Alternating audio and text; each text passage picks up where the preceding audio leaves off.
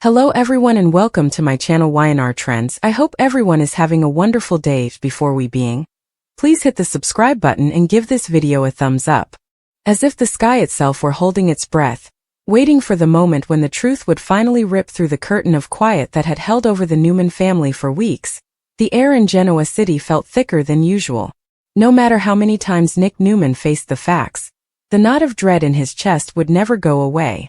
He had spent numerous days mentally reliving the night of Noah's tragedy, including every detail, every viewpoint, and every explanation.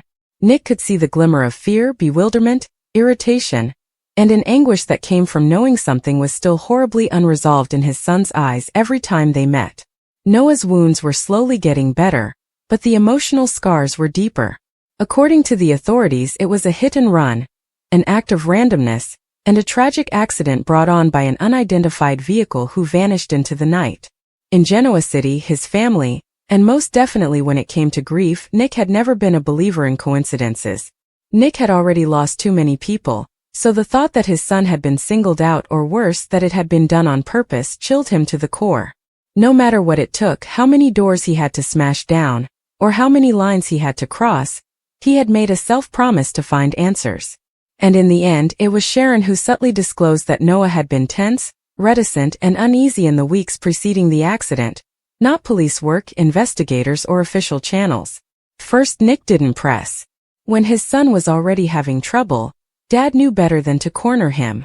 Nevertheless, the parts began to fit together. Someone who had been observing Noah had been a shadow hanging over his life.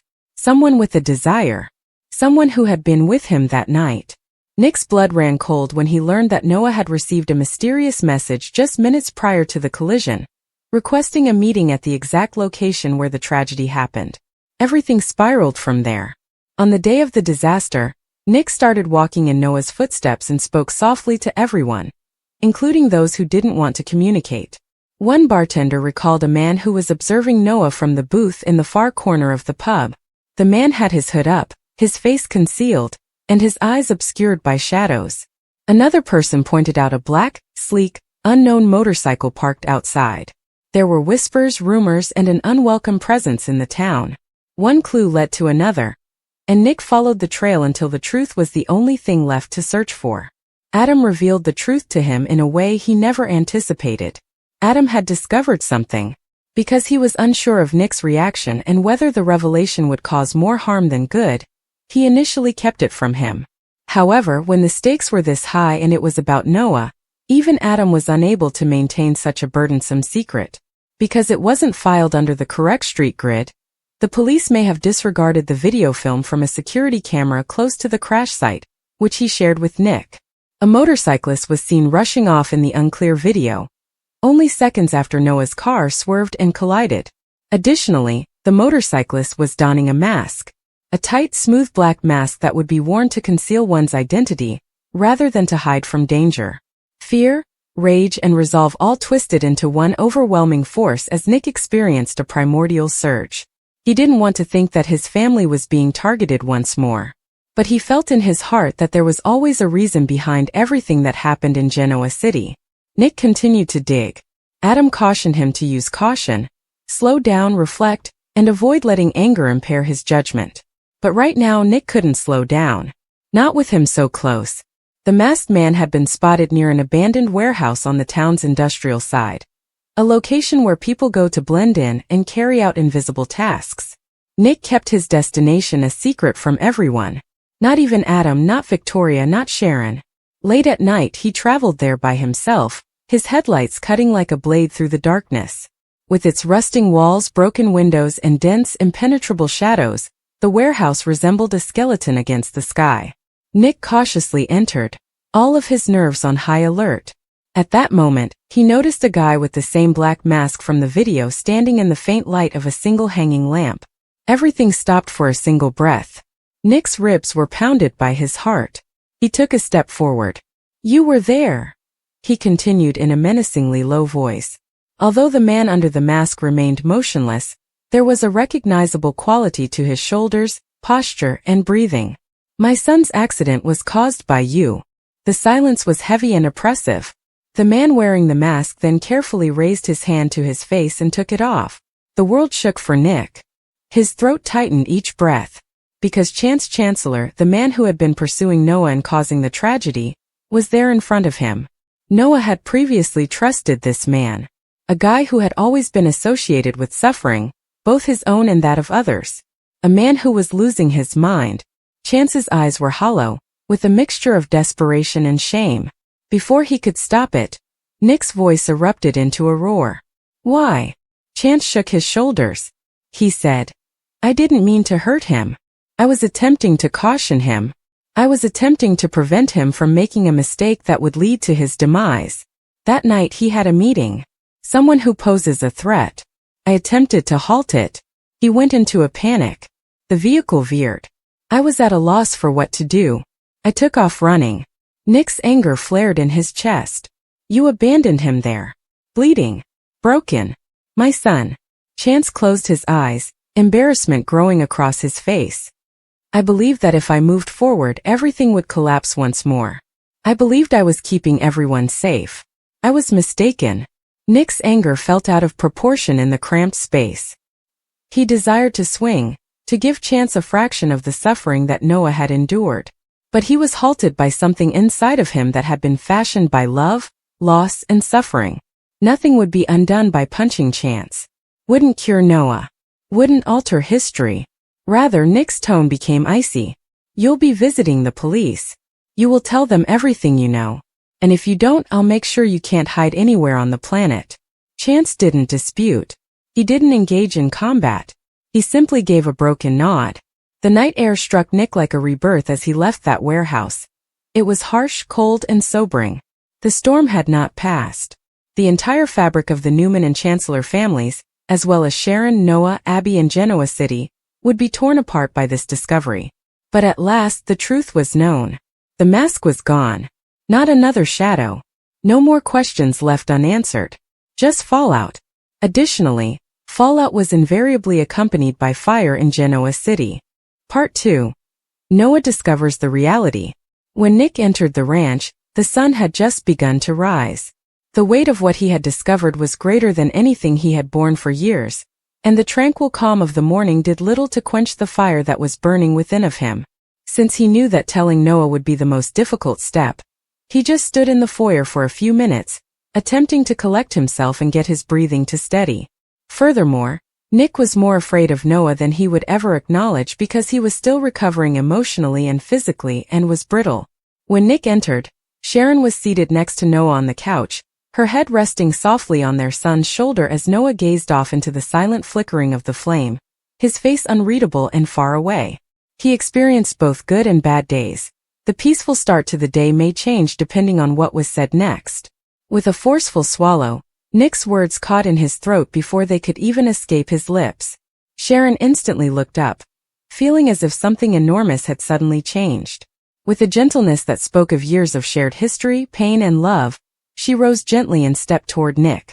You discovered something, Sharon said. Nick nodded and glanced at Noah, who had not yet raised his head, his expression dark with fatigue and something more profound, the expectation of a response he already knew but was afraid to confront. Sharon grounded Nick by placing a hand over his. She whispered, "Say it gently."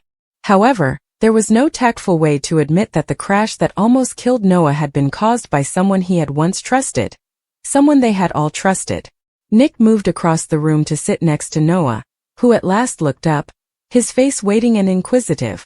Nick's heart hurt. He said cautiously, "I located the person who was present the night of the accident." Immediately Noah's eyes became piercing with fear, hope, and pain vying for control of his stare. "Who?" Noah said in a steady but low voice. Nick paused just a fraction of a second, but it was sufficient. Noah was already aware.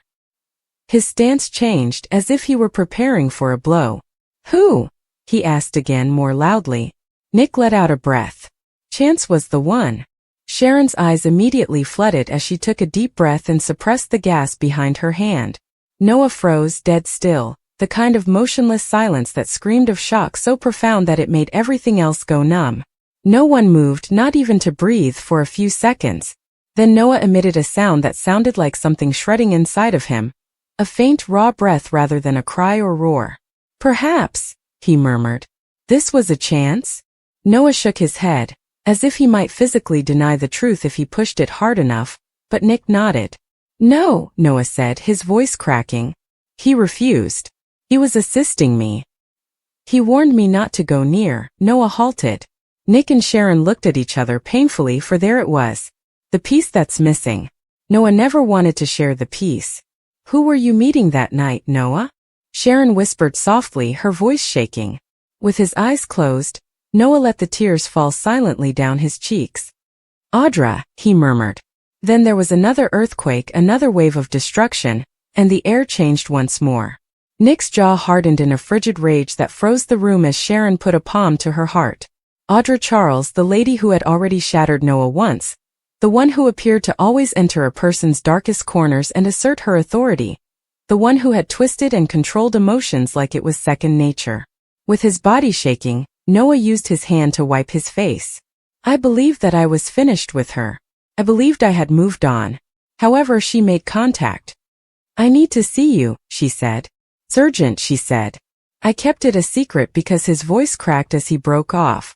Sharon came over to him right away and put her arms around him, just like she had done when he was a kid when everything seemed too heavy.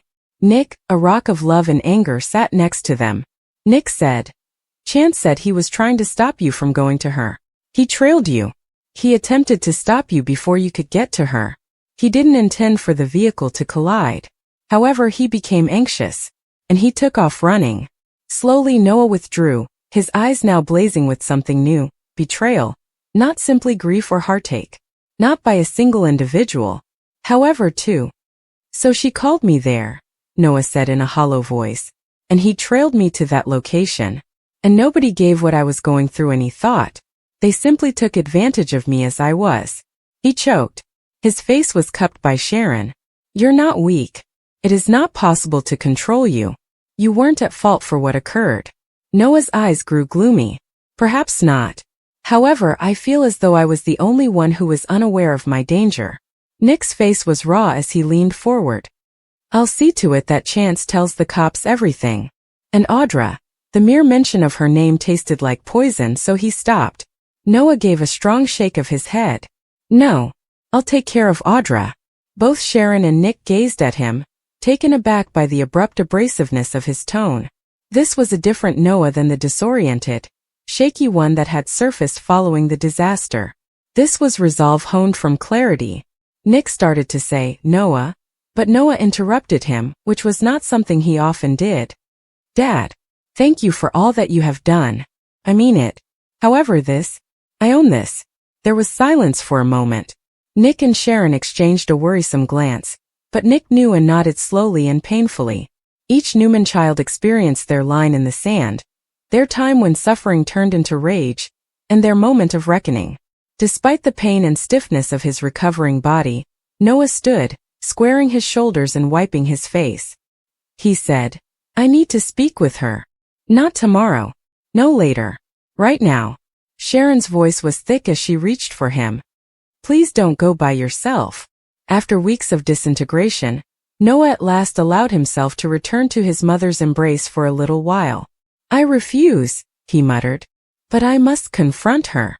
Nick put a steadying hand on Noah's shoulder and stood up as well. Then I'll accompany you. With relief, grief, and resolve all mixed together, Noah nodded and they left together. Light spilled across Genoa City like a spotlight as the sun rose higher.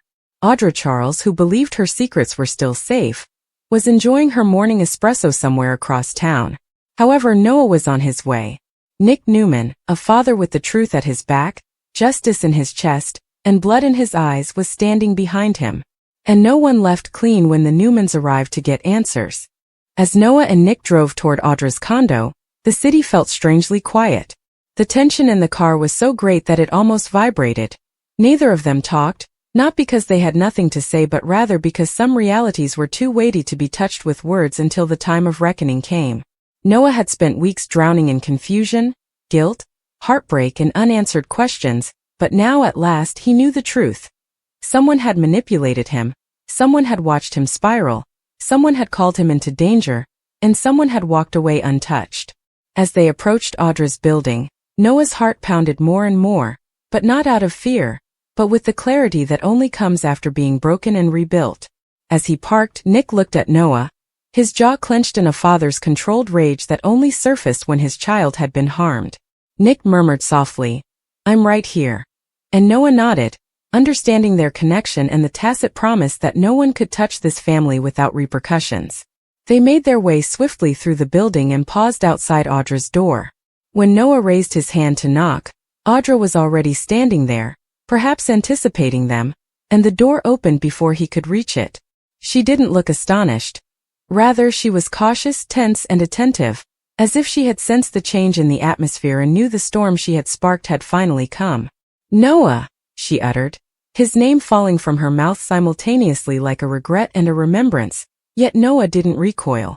Nick followed him as he walked past her inside the unit, making her take a few steps back. He closed the door behind them with a sound that sounded like a verdict. Noah's voice was too steady, the kind of calm that caused Audra's eyes to flash with panic as he stated, "You called me the night of the accident. You said you had to come visit me. It was urgent, you claimed. I was taken there by you." Audra swallowed hard, fighting for control as her throat worked. "No, I had no idea it would turn out that way."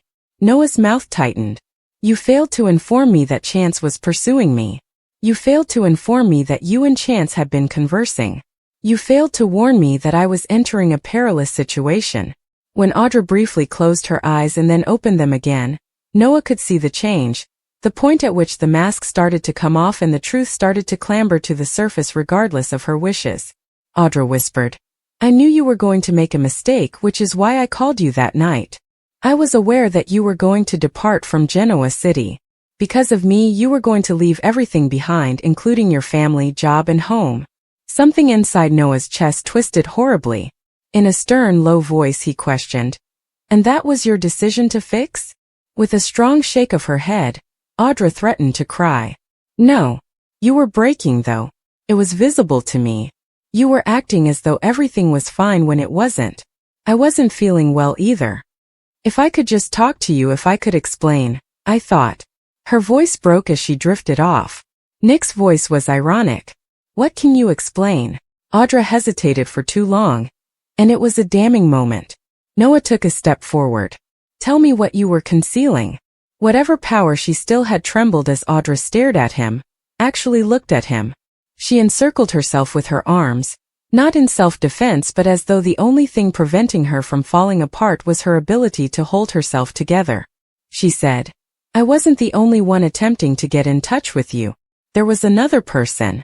Someone who was requesting something from you that you were unaware you were capable of providing. I was attempting to keep you safe." Nick scrunched his brows. "Who?" At that moment everything changed once more. Not in a subtle or quiet way, but rather like a structure collapsing. Audra let out a slow breath. "Adam," she said. The room exploded in silence.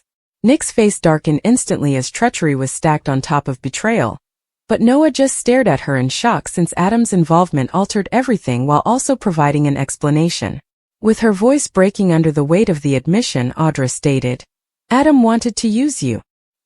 He had no intention of hurting you. However, he desired access to data that you were unaware you possessed.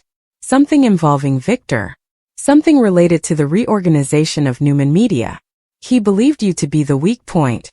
He ignored me when I informed him he was mistaken and that you were stronger than he had believed." Nick took a step forward, his eyes burning with a scorching rage. "Adam made use of my son. Once more." Audra gave a fierce shake of her head. "No. He didn't wish to cause him harm. All he sought was leverage. He believed that Noah could be led, convinced, and persuaded." Nick yelled, "Manipulated. Speak the word." With tears streaming down her face, Audra nodded. "Indeed. Manipulated. And I didn't want him to have that. That night I wanted to warn Noah, so I called him.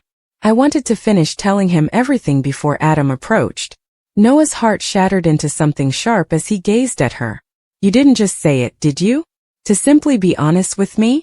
You have to take me out there by myself in the dark?" Audra's voice wavered. "I believed I could convince you to trust me if I met you in person. Additionally, chance I was unaware that he was pursuing you. I promise I didn't. Noah's breath shook. He was attempting to stop me, Chance stated. Audra gave a nod. He was aware of Adam. He was aware of the impending event. He believed he could halt anything before things got out of hand if he remained nearby. However, he was unaware of my level of involvement. Nick's words fell to a lethal silence as he gazed at her. Did you have feelings for my son? Instead of hesitating, Audra didn't blink or flinch. Yes, she said in a whisper. I am still. Noah's heart was wrenched, but this time it hardened rather than broke. His voice was hardly heard as he asked, so why did you let me crash? Audra started crying uncontrollably. She said, because I froze. The headlights caught my eye. The skid was visible to me. I froze as I watched everything happen.